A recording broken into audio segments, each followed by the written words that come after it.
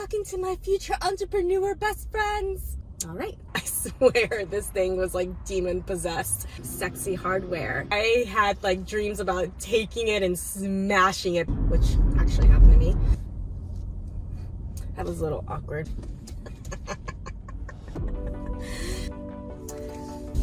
Hi, I'm Nicole and I'm into it.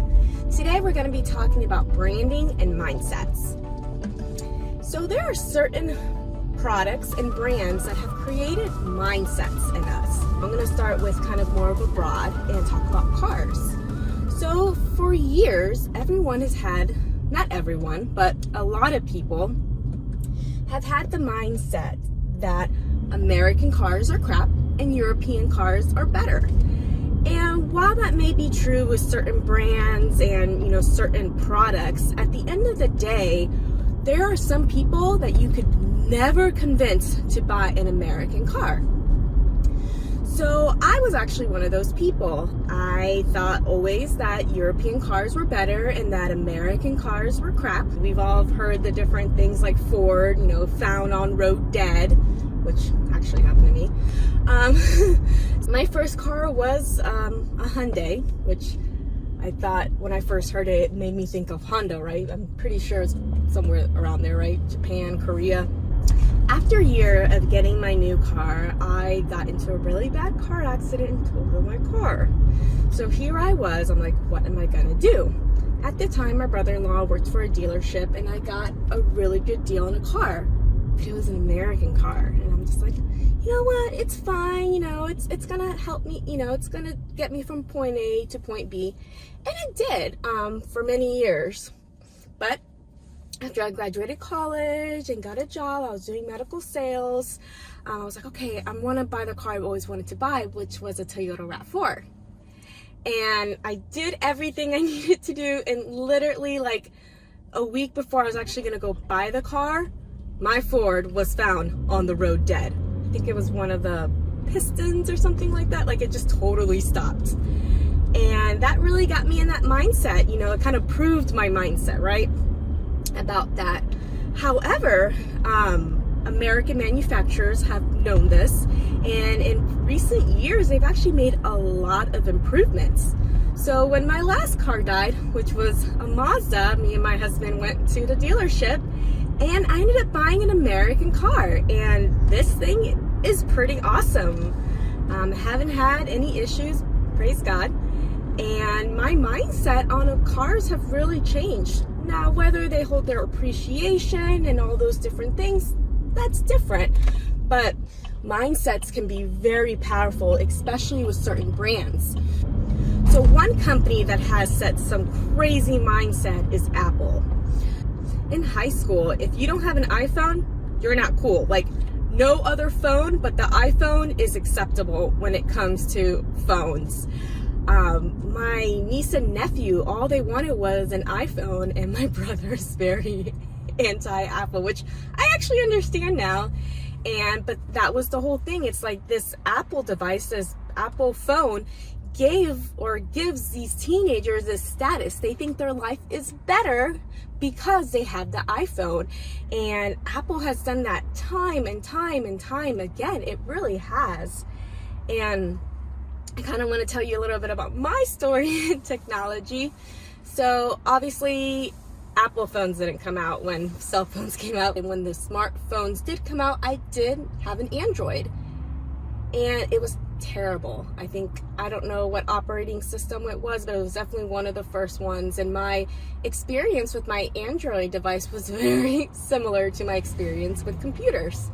So I got my first computer in 2000. It was a buddy of my dad's that built it for me. And I swear this thing was like demon possessed. I had like dreams about taking it and smashing it because it would freeze up, because I was doing all sorts of stuff, because it's just the way my brain works. If you ever look at my if you ever look at my computer, you'll see there's like 500, no, I'm exaggerating. There's like maybe 50 tabs open. It's because like I go from subject to subject and this to that, and I do all these different rabbit holes. And so I would get really frustrated with this computer. And then sometime, I'm trying to think when I got introduced to MacBooks. I think it was maybe like 2007, something like that.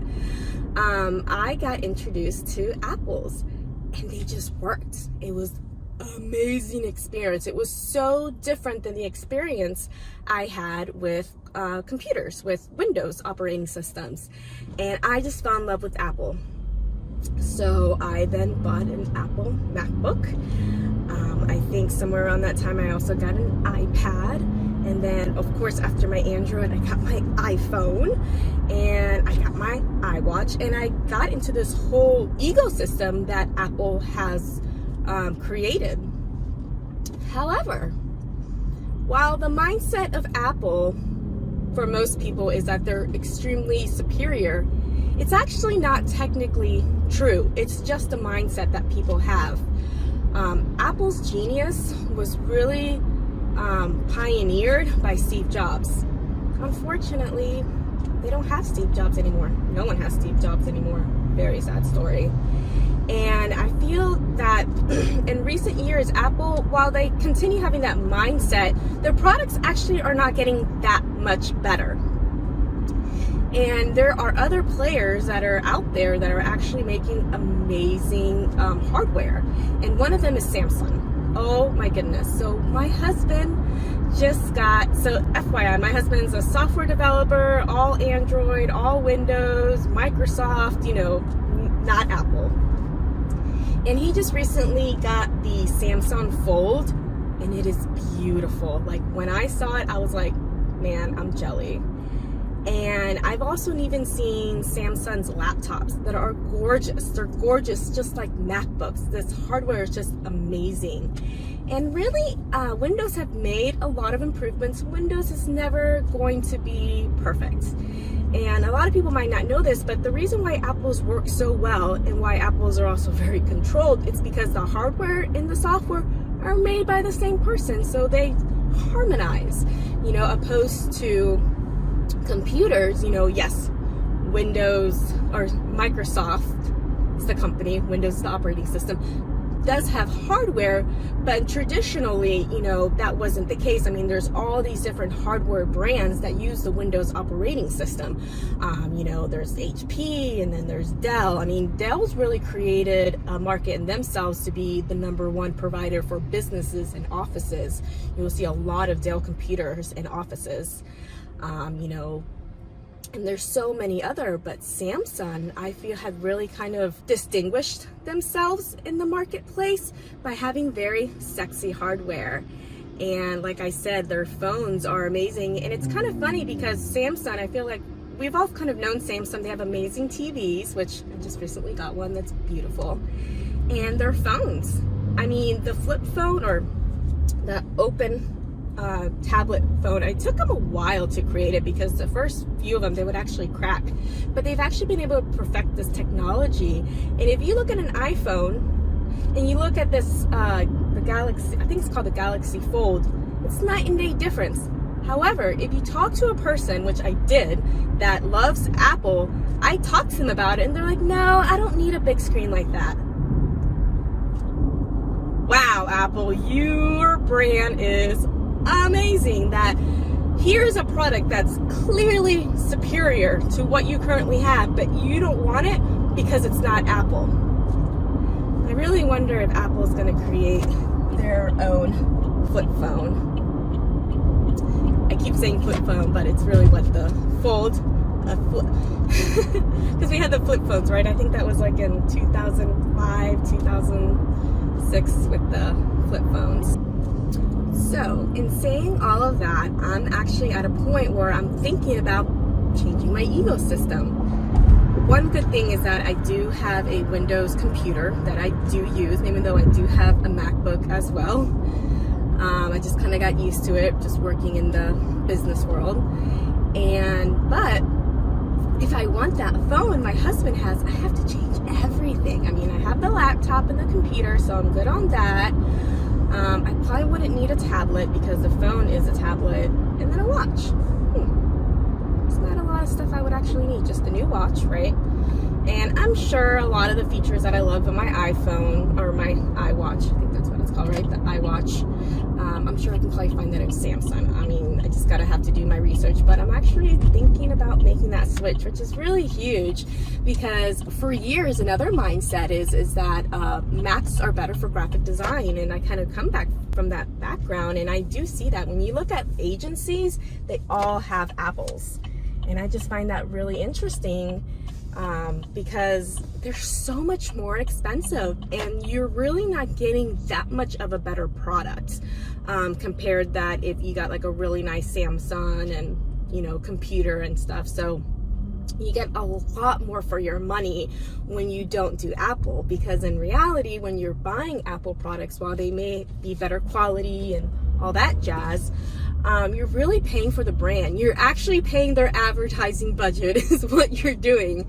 And a lot of us actually pay that when we buy brands. And that's why branding is so important, is that if you can create a brand that rocks, your customers will pay for your advertising budget. So when companies are successful at creating a brand, not a logo, a brand, they're able to charge a lot more money. In reality, that's why when you go to the store, I mean, we've all experienced this, where we need to get Tylenol. Obviously, Tylenol is a brand that we all know, and it's for headaches. But if you go to Walmart or Target or Walgreens, they're always going to have the generic, right? That's what we call it. It's going to be the Walgreens brand or the Target brand, and it's always cheaper. So maybe it's $1, maybe it's $2, whatever it is.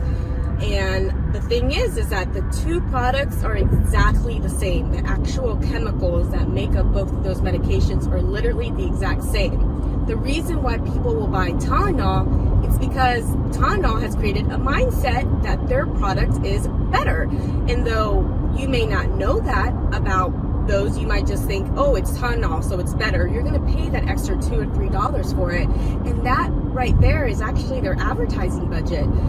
Your brand is as good as how much you can charge compared to the alternative of the product. All right, well, that does it for today. I hope you learned a little bit about branding and mindsets. And just because you have a mindset about a brand doesn't necessarily mean that it's better. It's that they've done a better job marketing. This is Nicole. I'm into it. Have a great day. Thanks. We'll talk soon. Pause. So, this is good.